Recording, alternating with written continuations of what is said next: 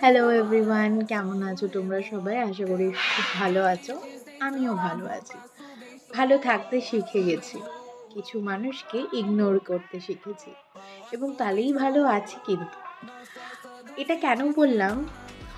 খুব হাসি পায় ভাবলে যখন আমি প্রথম এই বিপিও চাকরিটা পাই, তো অনেকেই বলতো না হোয়াট ইজ বিপিও, কী কাজ হয় সেখানে। তো আমি যখন এক্সপ্লেন করতে থাকি তাদেরকে যে হোয়াট ইজ বিপিও, এখানে কী কাজ হয়, তো তারা বলতো এটা একটা call centre. Yes, it is a call centre.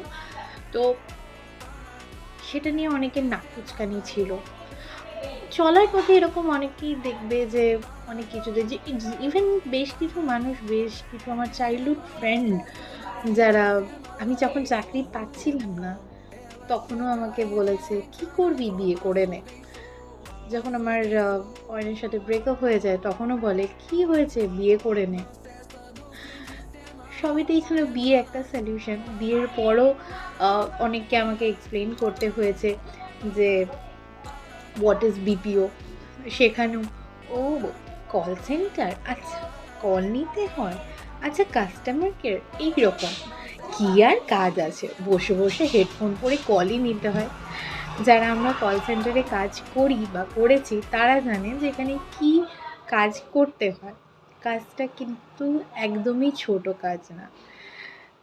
যাকে সেসব কথা বাদ দিলাম। হ্যাঁ, এবার আমি বলি কেন আমি ভালো থাকতে শিখেছি বা ভালো থাকতে শিখে গেছি অ্যাকচুয়ালি এইসব মানুষদেরকে ইগনোর করে। তার একটাই কারণ হলো, সেই সব মানুষগুলো আজ যখন আমার যখন প্রমোশন হয়েছিল বা আমার যখন স্যালারি বেড়েছিল, সেটা নিয়ে তাদের কোনো মাথা ব্যথা ছিল না। মানে ঈর্ষা তো অবশ্যই ছিল।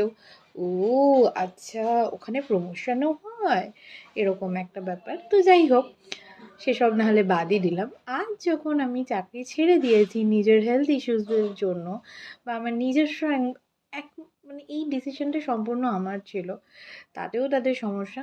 এত ভালো চাকরি, এত মোটা অঙ্কের মাইনে, কেন ছেড়ে দিলাম? এতেও তো বরের সাথে ঝামেলা হতে পারে, এই হতে পারে, ওই হতে পারে। টাকা ছাড়া, একজন যদি টাকার মুখ দেখেছে, সে তো আর টাকা না এলে কী করবে, এইসব কটূক্তি। তো ছাড়ো, এগুলো বাদই দিলাম। তো আমার লাইফের এখন একটাই মান্ত্রা, ওম ইগনোরায় নমঃ।